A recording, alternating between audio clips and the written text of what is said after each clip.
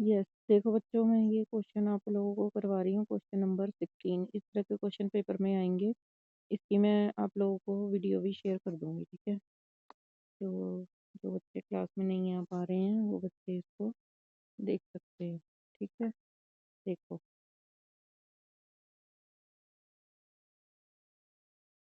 Yes, question number 16 है। इसमें है इलास्टिसिटी ऑफ सप्लाई फ्री, ठीक है। इसको नोट कर लेना साथ साथ में कॉपी में। A seller supplies 20 units of this commodity eight a price of ₹8 per unit. तो क्वांटिटी है 20 और प्राइस है आपका ₹8, ठीक है। How much quantity of this commodity will the seller supply, मतलब Q1 आपको निकालना है। When the price rises by, अब इसमें बाय दिया हुआ है ₹2 पर यूनिट। तो 2 रुपये से क्वांटिटी बढ़ जाती, प्राइस बढ़ जाता है। तो P1 कितना हुआ, पहले था 3, अब हो गया 2 रुपये और बढ़ के हो गया 5 रुपये। तो अब ये देखो, क्योंकि ये सप्लाई के क्वेश्चन है, ठीक है। तो इसमें जब प्राइस बढ़ा है तो आपकी क्वांटिटी भी जो होगी वो 20 से ज़्यादा आएगी आंसर, ठीक है। अब देखो इसमें नेक्स्ट है कि अब इसको सॉल्व कैसे करना है। आपने फॉर्मूला लगाना है, elasticity of supply equal to delta Q over delta P into P over Q, ठीक है। इलास्टिसिटी ऑफ सप्लाई ये 3, डेल्टा क्यू आपका पता नहीं, ये तो निकाल के ही पता चलेगा। और डेल्टा पी आपका 2 था, 2 रुपये प्राइस बढ़ा था। और पी है आपका 8, पहले प्राइस 8 था, अभी पहले क्वांटिटी कितनी थी, ये रही 20, ठीक है। अब इसको काटोगे तो 2 4 ज़र 8, 4 5 ज़र 20, 5 3 ज़र 15। तो डेल्टा क्यू कितना आएगा, डेल्टा क्यू इक्वल टू 15, ठीक है। ये तो देख लेना। अभी आपका Q1 कैसे निकलेगा, पहले क्वांटिटी थी आपकी 20 यूनिट, अब उसमें 15 यूनिट्स और राइज हो गया, क्योंकि प्राइस भी राइज हुआ है तो क्वांटिटी भी राइज होएगी। तो आपका 35 आंसर आएगा, ठीक है। ये देखो 35 यूनिट। इस तरह से आपने ये क्वेश्चन करना है। एक दो क्वेश्चन और समझा देती हूँ, देखो। अभी नेक्स्ट क्वेश्चन है the coefficient of elasticity of supplies two, ये ES है, ठीक है। What quantity of the commodity will seller supply at a price of ₹6 per unit, कि मतलब इसमें भी वही क्यू निकालना है। आपका प्राइस है ₹6 per unit. If he supplies 100 units at the price of ₹5 per unit, कि पहले वो 5 रुपए की चीज़ थी और उसको वो 100 चीज़ें बेच रहा था। तो ये क्यू है, ये पी है। और ये आपका एट अ प्राइस मतलब अब प्राइस आपका कम हो गया है, नहीं बढ़ गया है। पहले 5 रुपए था, अब प्राइस आपका 6 रुपए हो गया है एट अ प्राइस, ठीक है।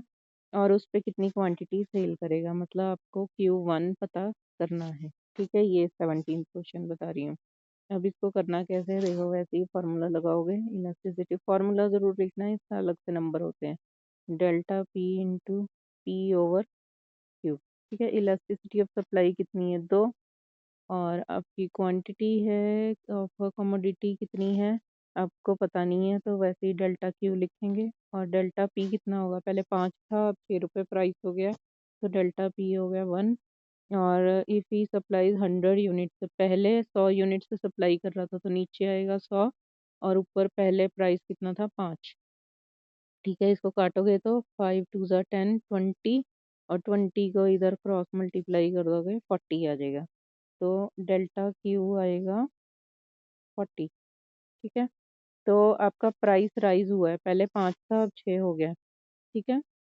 बिल लिखा है ना कितने में बेचेगा, तो इसलिए बाद वाला है, ठीक है। सप्लाईज का मतलब है बेचता है। तो ये आपको इंग्लिश आनी भी ज़रूरी है इन क्वेश्चंस को करने के लिए। तो डेल्टा क्यू आपका 40 है, पहले बेच रहा था वो 100, तो Q1 कितना आएगा, पहले बेच रहा था 100, अब बेच रहा है 40, और तो कितना हो गया, 140। ये देखो 140 यूनिट, ठीक है। एक क्वेश्चन और करवा देती हूँ, इसको देखो और करो बाकी के क्वेश्चन। 18th क्वेश्चन समझा देती हूँ, देखो। The coefficient of elasticity of supply, ये है ES, और एट ₹4 सप्लाई इज 100 यूनिट।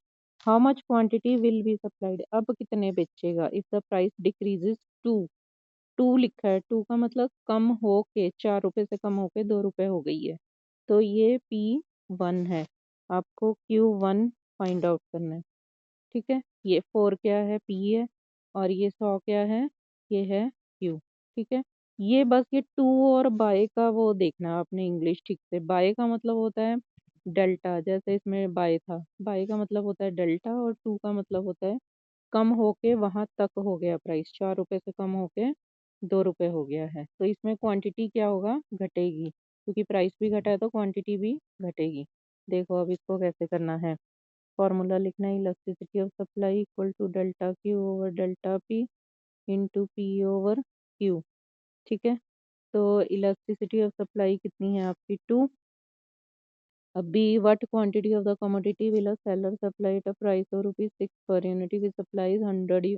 नहीं, ये वाला नेक्स्ट, ये 18th क्वेश्चन कर रहे हैं हम, है ना।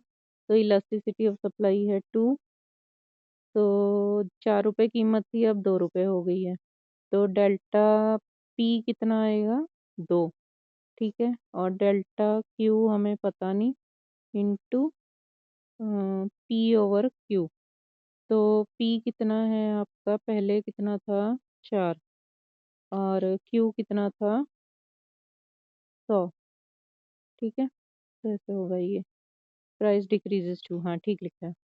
2 2 ज़ा 4, फिर 2 5 ज़ा 10, 50, 50 को इस 2 से क्रॉस मल्टीप्लाई करेंगे, तो डेल्टा क्यू आ जाएगा 100, डेल्टा क्यू इक्वल टू 100, ठीक है। तो Q1 कितना आएगा, घटेगा अब, ठीक है। क्योंकि आपका प्राइस भी जो है डिक्रीज हुआ है, समझ आ गई, तो आपकी क्वांटिटी भी डिक्रीज होएगी। पहले कितनी थी सप्लाई, 100, अब डेल्टा क्यू कितना हो गया, 100, तो आंसर आएगा 0। समझ आ गई, ये देखो 0, 0 यूनिट का आंसर निकाल रखा है इन्होंने, ठीक है। तो इस तरह से आप लोगों को मैं ये PDF शेयर कर रही हूँ, इस तरह से ये क्वेश्चन सारे करने हैं आपने, ठीक है। 1 2 3 4 5, आगे वाले भी ऐसे ही हैं, इनकी प्रैक्टिस कर लेना, ये करके मेरे को भेजो, ठीक है। आगे वाले भी, वैसे शायद ये मैंने करवा भी रखे हैं तुम्हें, तो इसी तरह का क्वेश्चन आएगा पेपर में, ठीक है। इतने क्वेश्चन करने हैं आप लोग।